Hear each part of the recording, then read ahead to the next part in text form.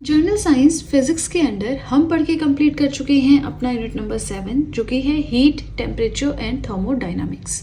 पूरे यूनिट के अंडर हमने क्या क्या कवर किया है उसका एक इंडेक्स में लेकर आई हूँ ताकि हल्का सा आइडिया हो सके कि हमने 4 पार्ट्स पढ़े हैं तो उसमें क्या क्या पढ़ा है।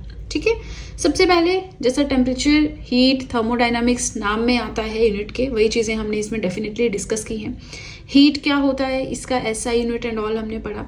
टेम्परेचर क्या होता है, टेम्परेचर को कैसे हम मेजर कर सकते हैं। क्रायोजेनिक्स क्या होता है, पायरोमेट्री क्या होता है। टेम्परेचर स्केल्स, 5 टेम्परेचर स्केल्स हमने पढ़े, Celsius scale, Fahrenheit scale, kelvin scale, rumour scale, Rankine scale, plus उनका कन्वर्जन, कैसे हम 50 डिग्री सेल्सियस को केल्विन में कन्वर्ट कर सकते हैं। 10 डिग्री फॉरेनहाइट कितने र्यूमर के इक्वल है, इसके लिए एक फॉर्मूला होता है, वो मैंने आपको पढ़ाया। टाइप्स ऑफ थर्मोमीटर्स हमने पढ़े, 2 तरह के होते हैं, क्लिनिकल एंड इलेक्ट्रॉनिक थर्मोमीटर। उसके बाद हमने नेक्स्ट टॉपिक ह्यूमिडिटी अपना पढ़ा, जिसमें एब्सोल्यूट ह्यूमिडिटी क्या होता है, रिलेटिव ह्यूमिडिटी क्या होता है, ह्यूमिडिटी कैपेसिटी क्या होती है, इस तरह की चीज़ें हमने पढ़ी।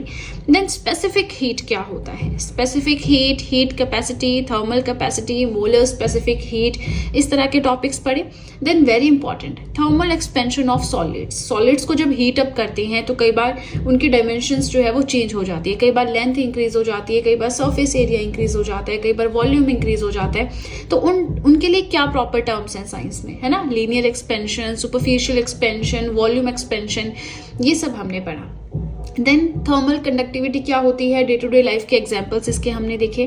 ट्रांसमिशन ऑफ हीट, हीट हम हमेशा पढ़ते हैं कि हाई टेम्परेचर वाली बॉडी से लोअर टेम्परेचर वाली बॉडी की तरफ ट्रांसफर होती है ना। लेकिन ये जो हीट ट्रांसफर का जो पूरा प्रोसेस है, इसके 3 मेन प्रोसेसेस इसके अंडर आते हैं, कंडक्शन, कन्वेक्शन एंड रेडिएशन।